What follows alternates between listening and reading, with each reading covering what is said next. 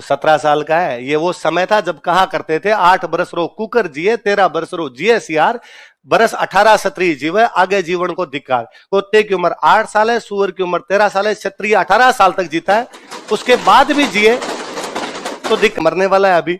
और अमर सिंह को जब तक कैंप से बुलाएंगे तब तक बावड़ा मरमूर आ जाएगा।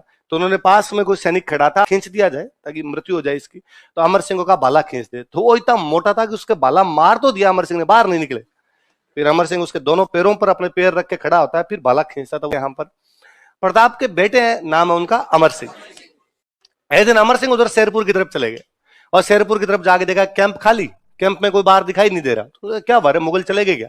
कैंप के पास में गए, जाके आवाज लगाई, रहीम जी रहीम जी। अंदर से महिलाओं की आवाज आई, रहीम जी घर पे नहीं है। तो उनका कोई घर में जो पुरुष हो उसको भेजो, मुझे बात करनी है। कि कोई पुरुष नहीं है। उनका सच्ची? तुम बाहर आ जाओ सारी। तो रहीम जी के परिवार की सारी महिलाओं को गिरफ्तार कर लाया वो। आगे महाराणा प्रताप खड़े, उन्होंने देखा कि अमर सिंह आगे आगे आ रहा है, पीछे बेचारी महिलाएं रोती हुई सी आ रही है। तो उसने पूछा अमर से, भाई कौन है? आपके काम की बात नहीं, ये मैं देख लूंगा। मेरे अरे है कौन ये तो बता। उसने कहा वो रहीम जी है ना? हाँ। तो शिकार करने गए थे तो मैंने कर लिया।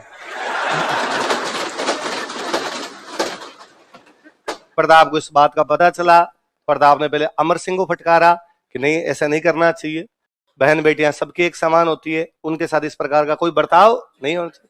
फिर प्रताप उन महिलाओं को कहते हैं कि तुम्हें चिंता करने की कोई आवश्यकता, तुम मेरी बहन के समान हो, तुम आराम से बैठो, चाय नाश्ता करो, तुम्हें घर वापस पहुंचा दिया जाएगा। वापस घर पहुंचाते हैं, रहीम जी को लेटर लिख के भेजते हैं। रहीम जी को लिख के भेजते हैं कि रहीम जी आज ऐसा हुआ है, आइंदा से इस प्रकार से दोबारा कभी भी नहीं होगा। हम जब भी लड़ेंगे, मरेंगे, जो भी करेंगे युद्ध के मैदान में आमने सामने आके करेंगे। महिलाओं बच्चों के साथ इस प्रकार का दोबारा बर्ताव हमारी तरफ से नहीं होगा। उस समय युद्धों में इस प्रकार की घटनाएं सामान्य चीज हुआ करती थी। और कोई राजा महिलाओं को वापस भेज देता है, आप सोचिए नैतिक चरित्र का कितना महान रहा होगा। एक सेनापति भेजा गया, सुल्तान खान। कौन भेजा गया? अकबर का अंकल लगता है, डाकी टाइप का आदमी सुल्तान खान। इंटेलिजेंट बंदा, कई युद्धों के अंदर लड़ा हुआ, एक्सपीरियंस वाला बंदा। सुल्तान खान आया, सुल्तान खान ने आगे पूछा, भाई क्या रीजन है, क्यों नहीं पकड़ पा रहे? और मुगलों की जो सेना यहाँ पे खड़ी थी मेवाड़ में, उसने कहा साहब वो पहाड़ों के अंदर है, हम पहाड़ों के रास्ते जानते नहीं है, और उनका आराम से पहाड़ों में बैठे बैठे काम चल रहा है। उनके पास अनाज भी पहुंच जाते हैं, उनके पास धन भी पहुंच जाता है, उनके पास हथियार भी पहुंच जाता है। हम जाते हैं तो हमें मार कूट के वापस भगा देते हैं। तो उसने कहा इन पहाड़ों में अंदर घुसने के रास्ते कहां कहां से, जहां से उनके पास सप्लाई पहुंचती है, चारों तरफ से रास्ते हैं, और आसपास के सब लोग उनका सहयोग और करते हैं। जैसे उन्होंने कहा साहब उदयपुर की तरफ उनका एक रास्ता खुलता है, देबारी। कौन सा खुलता है? डूंगरपुर की तरफ उनका एक रास्ता खुलता है, देवल। पाली की तरफ उनका एक रास्ता खुलता है, देसुरी। अजमेर की तरफ उनका एक रास्ता खुलता है, दिवेर। और सबसे बड़ा रास्ता तो अजमेर वाला ही है सर, दिवेर, क्योंकि इस अजमेर वाले रास्ते से अपना सामान भी आता है। अपने सामान को लूटते हैं बीच में, तो अपना सामान ही नहीं आ पाता, इसलिए हम तो मरते हैं भूखे, ये करते हैं अंदर मजे, इसलिए लड़े कैसे सर?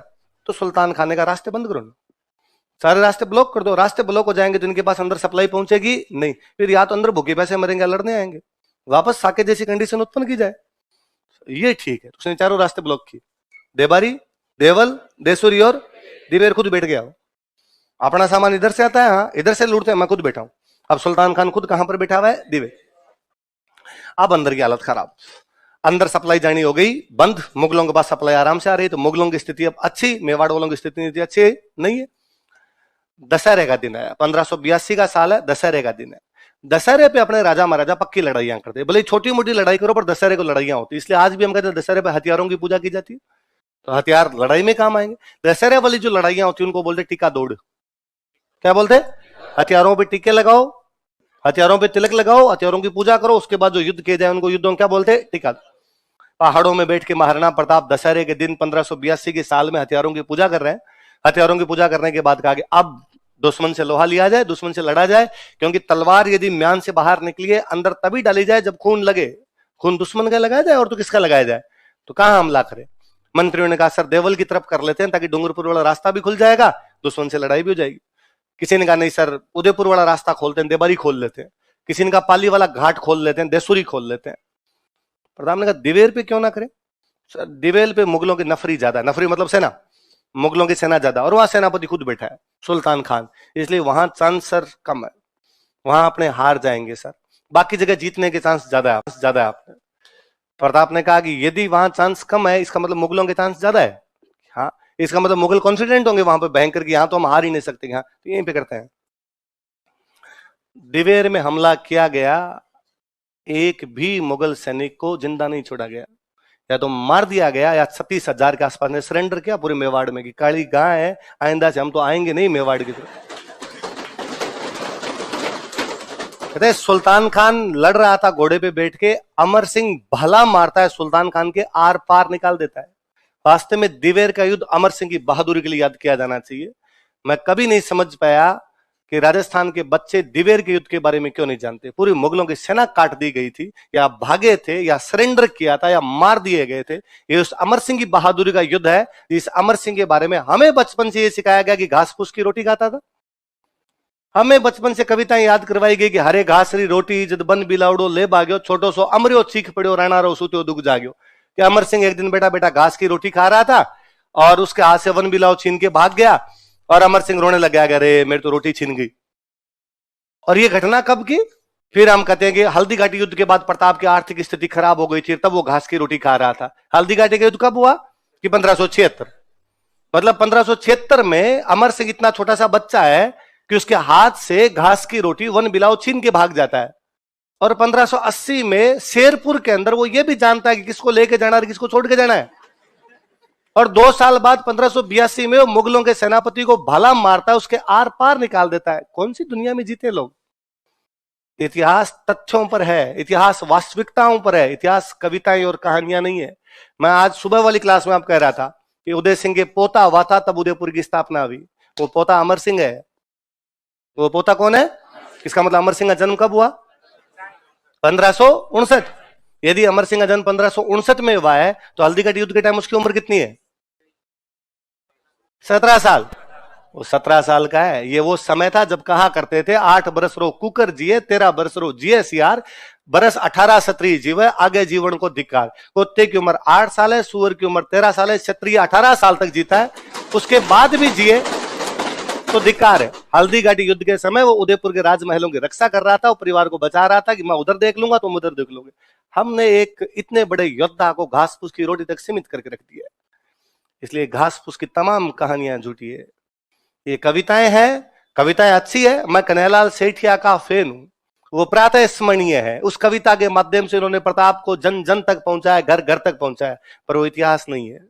इतिहास बहुत अलग चीज है। न तो उदय सिंह घास फूस की टोकरी में गए थे, ना अमर सिंह ने घास फूस की रोटी खाई। बस कहते हैं जब मुगलों की सेना भाग गई थी, जो घायल पड़े थे उनको इलाज के लिए उठा उठा के ला रहे थे। महाराणा प्रताप को पता चला कि सुल्तान खान घायलों में पड़ा हुआ है, अंतिम समय नजदीक है, बस तड़फ रहा है, कराह रहा है। इसलिए महाराणा प्रताप खुद सुल्तान खान से मिलने के लिए गए। सेनापति है, बड़ा सेनापति, कोई बात नहीं, दुश्मन है। सुल्तान खान के पास गए, सुल्तान खान को पूछा भाई मरने वाला है, पानी पिलाने के लिए गए। पूछा उससे कि तेरी कोई अंतिम इच्छा हो तो बता। तो उसने कहा उस लड़के को देखना चाहता हूं, इसने मेरे भला मारा, मैं सुल्तान खान हूं, किसी छोटे मोटे को तो बटके भर लूं तो खा जाऊं मैं, सब मेरे भला मारा, आर पार निकाला है। कौन है ऐसा योद्धा? प्रताप को लगा ये मरने वाला है अभी, और अमर सिंह को जब तक कैंप से बुलाएंगे तब तक बावड़ा मरमूर आ जाएगा। तो उन्होंने पास में कोई सैनिक खड़ा था, उस सैनिक को कहा ये था, इसने मारा था। सुल्तान खान उसकी तरफ देखा था, इसको तो मैं पड़ा पड़ा मार दूं, सही से बताओ कौन था? अमर सिंह को बुलाया गया। अमर सिंह को बुला के प्रताप ने कहा कि मेरे वाला ही था। सुल्तान खान ने कहा था तुम बहादुर पिता के बहादुर पुत्र हो। उसकी आंखें बंद होने वाली सी होती है, तो प्रताप अमर सिंह को गंगा जल देते हैं। मरते हुए आदमी गंगा जल दिया जाए, माना जाता है ऐसा, तो गंगा जल इसके मुंह में डाला जाए। गंगा जल वगैरह डाल दिया गया, पर उसकी सांस नहीं निकले, उसका खून वो भाला अंदर धंस गया उसके।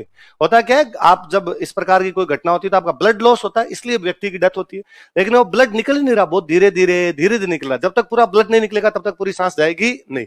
तो 2 ही तरीके हैं कि आप भाला खींच लिया जाए, या तो या बाद में धीरे धीरे धीरे धीरे जैसे आप मरोगे। तो प्रताप ने कहा मरने वाला तो भाई तड़प तड़प के मर रहा है, इससे अच्छा इसका भाला खींच दिया जाए ताकि मृत्यु हो जाए इसकी। तो अमर सिंह का भाला खींच दे। तो वो इतना मोटा था कि उसके भाला मार तो दिया अमर सिंह ने, बाहर नहीं निकले।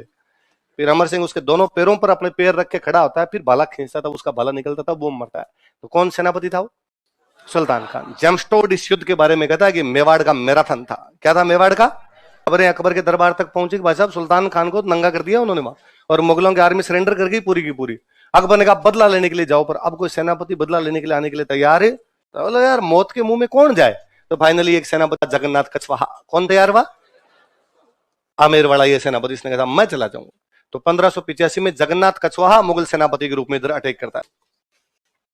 1597 में महाराणा प्रताप की डेथ होती है, नए महाराणा बनते हैं। उन महाराणा का नाम क्या है? अमर सिंह फर्स्ट। मुगल बादशाह अकबर है, और अकबर को लगा कि यार उदय सिंह ने मेरी बात नहीं मानी, प्रताप ने मेरी बात नहीं मानी, क्या पता अमर सिंह मान जाए। इसलिए इस बार अकबर ने किस पर अटैक किया?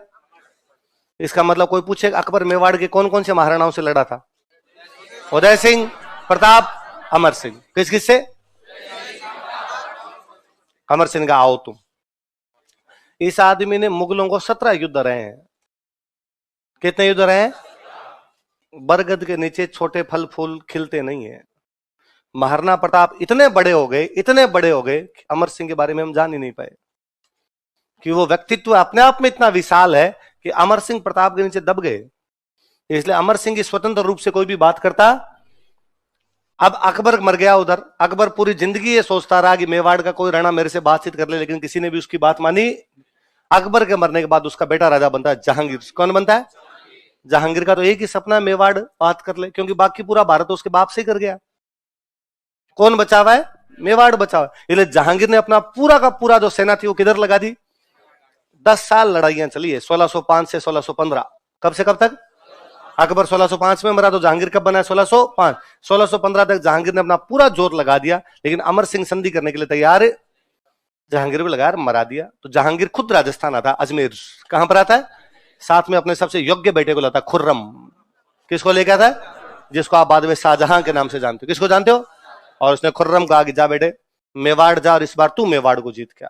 खुर्रम मेवाड़ जाता है। खुर्रम मेवाड़ में जाके उन तमाम सेनापतियों को इकट्ठा करता है जो मेवाड़ में भले जीते हो भले हारे हो। उन सेनापतियों को इकट्ठा करके था, भाई तुम्हारा क्या एक्सपीरियंस है, हम मेवाड़ क्यों नहीं जीत पा रहे?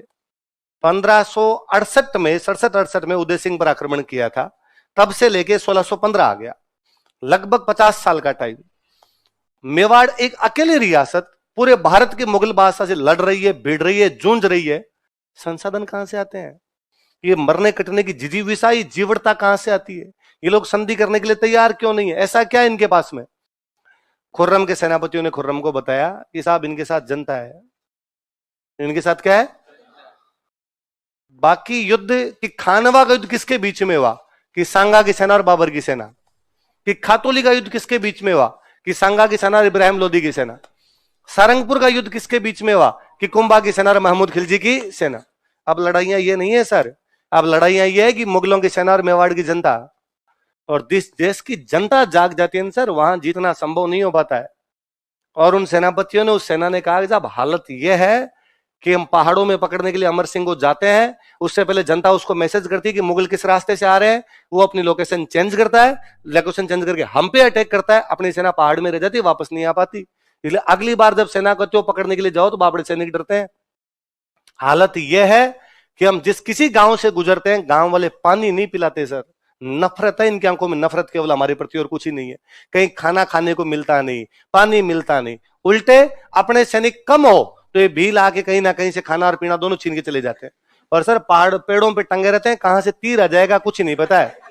जैसे जैसे राम जी करके जीवते घूम रहे हैं यहाँ पे, आपको जो पकड़ नहीं पाए, आपको तो ऑर्डर देना होता है, जाओ पकड़ के लाओ। जीव हमारा जाने सर क्या बीत